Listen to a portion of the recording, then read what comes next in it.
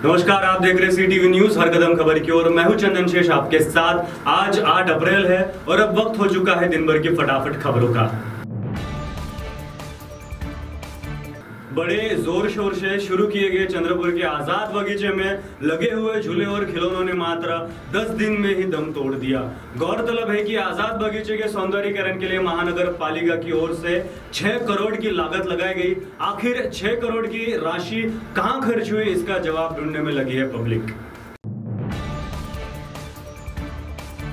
एक और जहां बिजली उत्पादन के लिए सोलर सिस्टम को पर्याय रूप में देखा जा रहा है, वहीं दूसरी ओर केंद्र सरकार द्वारा सोलर सिस्टम पर जीएसटी 5% से बढ़ाकर 12% कर दिया गया तथा सीमा शुल्क भी 5% से बढ़ाकर 40% कर दिया गया, जिसके कारण आम आदमी जो सोलर सिस्टम लगाना चाहता था, अब यह सिस्टम लगाए या नहीं यह सोचने पर मजबूर हो गया।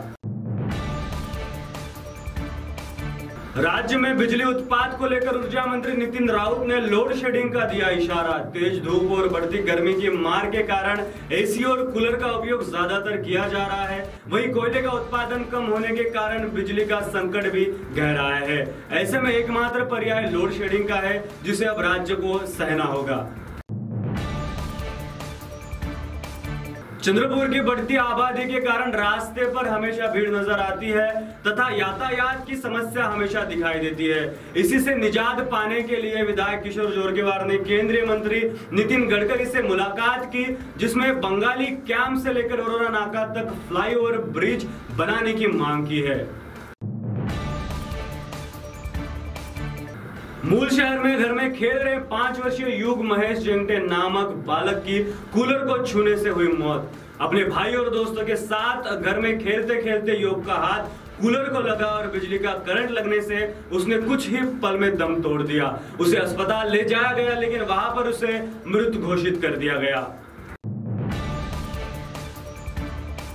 वेकोली वन उत्तर क्षेत्र के भालर में कार्यरत एक महिला कर्मी ने उप महाप्रबंधक के खिलाफ रिपोर्ट दर्ज कराने से वेकोली में मची खलबली। महिला ने उसे मानसिक और शारीरिक रूप से प्रताड़ित करने की बात अपनी शिकायत में की है। पर्सनल मैनेजर राजकुमार शर्मा और जनरल मैनेजर सुनील कुमार के खिलाफ यह शिकायत दर्ज कराई गई है। गढ़चिरौली जिले के वड़सा तहसील के चोप गांव में एक किसान का शव उसी के खेत में पाया गया। पंडरी बोर्ड को नागाड़े नामक किसान खेत में काम करने गया था, लेकिन दोपहर में 3:30 बजे उसका शव खेत में पाया गया। इस दुखद घटना से गांव में शोक की लहर फैल गई है। राजूरा तहसील के डोंगर गांव में जमीन जायदाद के विवाद में सौतेले बेटों ने अपने ही मां पर किया जानलेवा हमला। रतन दाऊद ताकसांडे नामक व्यक्ति को 2 बीवियां है। पहली पत्नी से 3 बच्चे तथा दूसरी को 1 बच्चा, ऐसा उनका परिवार था।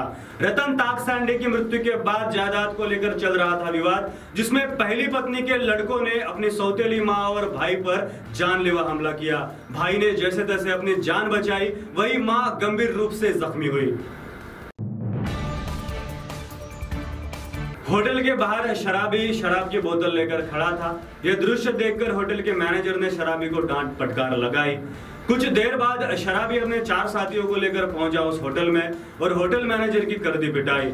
नागपुर के प्रताप नगर में स्थित होटल में हुआ यह मामला। गढ़चिरौली जिले में सूरजागढ़ लोह प्रकल्प से लोहे का परिवहन चंद्रपुर जिले में किया जा रहा है, जिसके कारण भारी संख्या में ट्रक एटापल्ली मार्ग से गुजरते हैं और इस यातायात के कारण महामार्ग की हालत खस्ता हो गई है तथा इस मार्ग से आवागमन करने वाले यात्रियों को परेशानी का सामना करना पड़ रहा है। आखिरकार ग्रामीणों ने तंग आकर इसी मार्ग से चल रहे कई ट्रकों को रोक दिया और सड़क मरम्मत का आश्वासन मिलने पर ही ट्रकों का परिवहन फिर से शुरू हुआ। तो ये थी आपकी पसंदीदा खबरें फटाफट, और ऐसे ही खबरों से अपडेट रहने के लिए देखते रहिए सीटीवी न्यूज हर कदम खबर की ओर। नमस्कार।